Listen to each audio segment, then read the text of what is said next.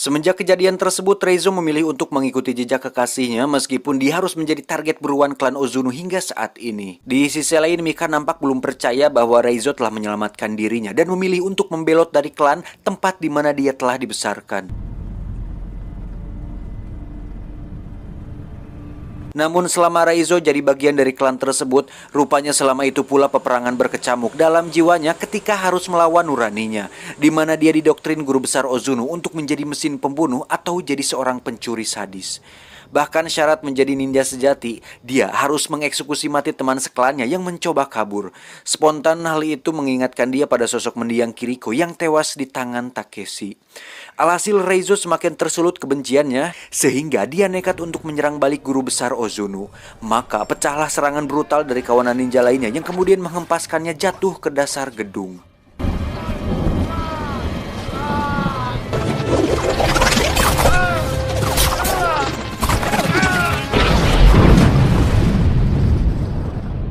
Semenjak insiden itulah kini misi Reizo adalah membalas dendam terhadap klan Ozunu. Exit here. Singkat cerita, Mika membawa Reizo menemui Maslow untuk rencana negosiasi. Namun yang terjadi kemudian, motor anjing.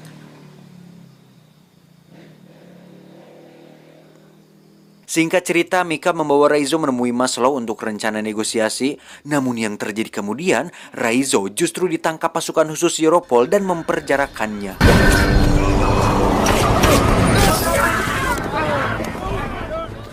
Mika sangat menyayangkan operasi tersebut karena tanpa mereka sadari situasi itu hanya akan mengundang terjadinya malapetaka oleh kawanan ninja. Namun di sisi lain, Maslow masih berada di pihak Mika dan memberinya alat pelacak untuk mendeteksi keberadaannya di situasi darurat.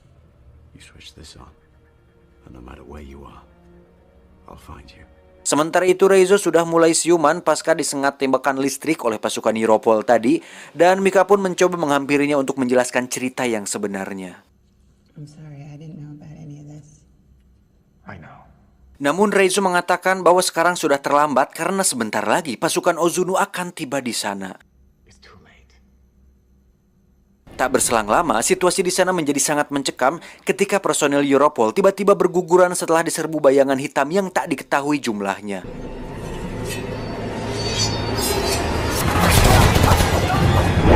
Go to infrared, boys. They're all raiding the room.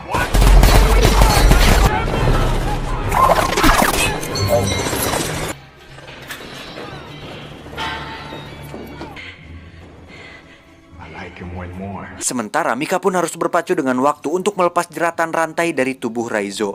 Bersama itu pula serangan dari kegelapan datang secara tiba-tiba. Beruntung Reizo berhasil melumpuhkannya dan segera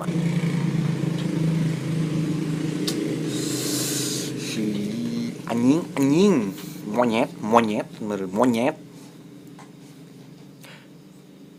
Bersama itu pula serangan dari kegelapan datang secara tiba-tiba. Beruntung Reizo berhasil melumpuhkannya dan segera membawa Mika keluar dari sana untuk kemudian mengambil mobilnya.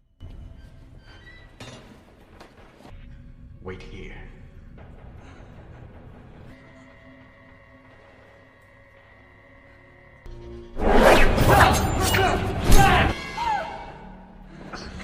Let's go. Sedangkan Reizo sendiri harus berhadapan langsung dengan Takeshi dan puluhan ninja lain, di mana dia hanya menggunakan Kusarigama sebagai senjata andalannya. Dan sejauh itu dia masih dapat mengimbangi mereka.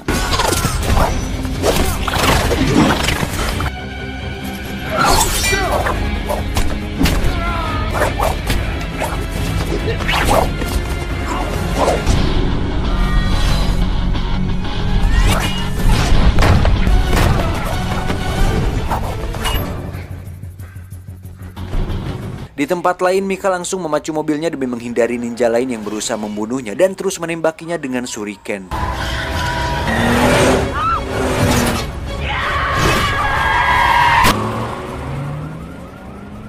Sementara dengan sisa kekuatan yang ada, Reizo kelihatan masih terus membasmi satu persatu dari pasukan Takeshi dan kemudian mengajak lari mereka melompati gedung tinggi dengan gaya lompatan khas ninja.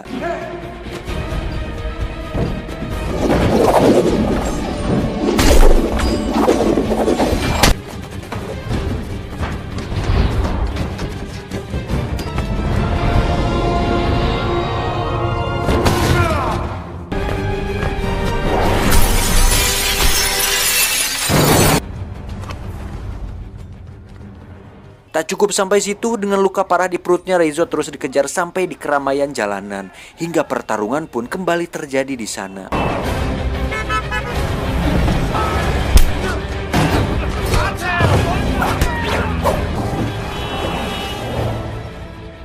Tak lama kemudian, Takeshi datang dengan ambisi untuk segera membunuhnya. Namun beruntung, Mika datang di saat tepat untuk menyelamatkannya.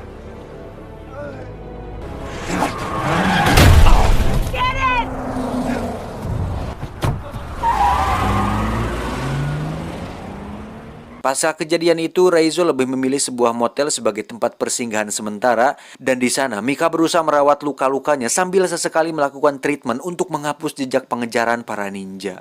By myself, I can't do anything to help you. Mika sadar bahwa situasi semakin tak bersahabat sehingga perlu penjagaan ketat untuk Reizo. Maka dia pun memberitahu Europol tentang lokasi keberadaannya saat itu.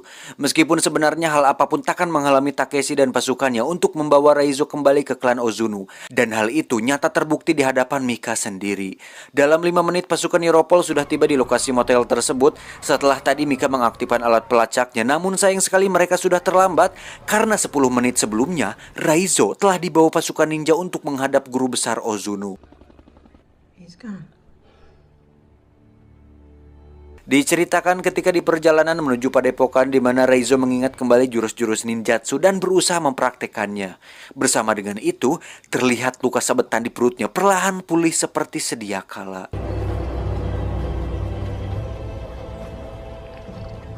Alhasil ketika tiba di sana, kondisi Reizo sudah sedikit lebih bugar dibanding sebelumnya.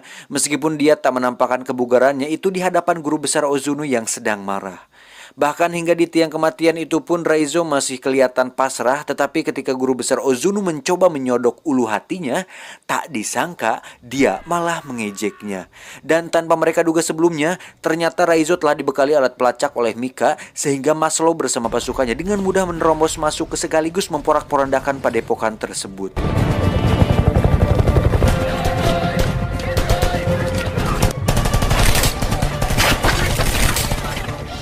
Dengan sigap, Mika langsung memotong tali pengikat tubuh Reizo dan melepaskannya pergi menembus kobaran api akibat ledakan. Sementara bagi Reizo sendiri, inilah saatnya untuk menghempaskan segala kebenciannya terhadap Takeshi. Dan di ruangan inilah duel El Clasico kembali terulang lagi.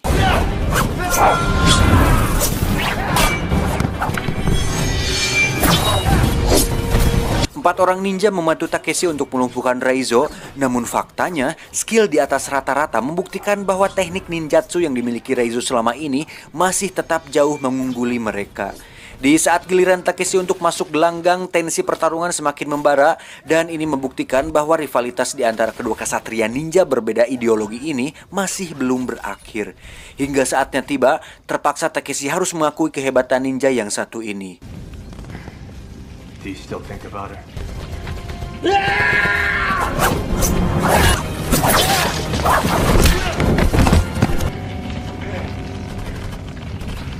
Situasi di halaman padepokan masih bising dengan suara tembakan. Tentunya korban terbanyak adalah dari klan Ozunu sendiri. Sementara Reizo sudah memasuki kamar keramat tempat di mana guru besar Ozunu bersemedi. Beg your father for forgiveness.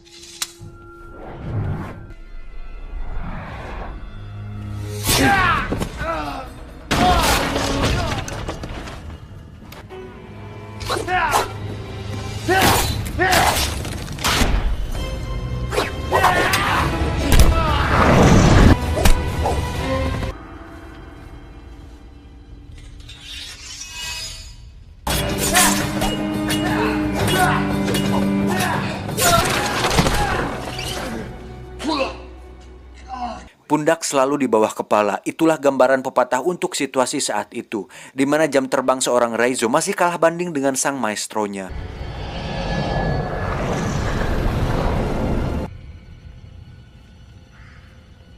Hal itu terbukti ketika guru besar Ozuno dapat dengan mudah mengelabui pandangan mata Raizo.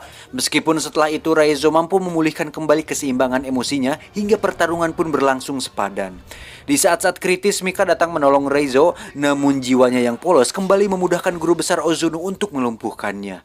Tak diduga momen itu ternyata telah membangkitkan inti kekuatan Ozuno yang dimiliki Raizo, sehingga akhirnya sang maestro Ozuno tumbang di tangan anak asuhnya sendiri.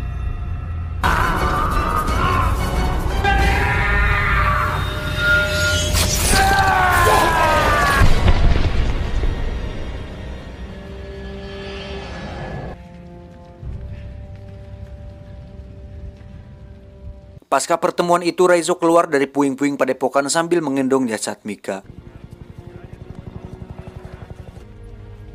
Medic! Medic! Sementara itu, Maslow disertai petugas medis langsung menyambutnya untuk memastikan bahwa Mika masih hidup. Diceritakan beberapa saat kemudian ketika Raizo tengah mengulas kembali kenangan indah di taman itu,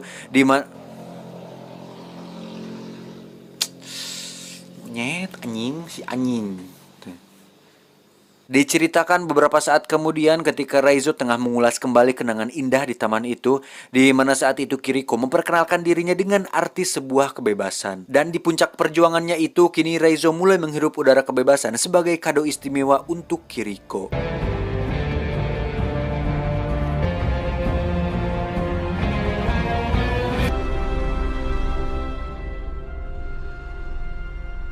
Tamat ending yang sangat membagongkan.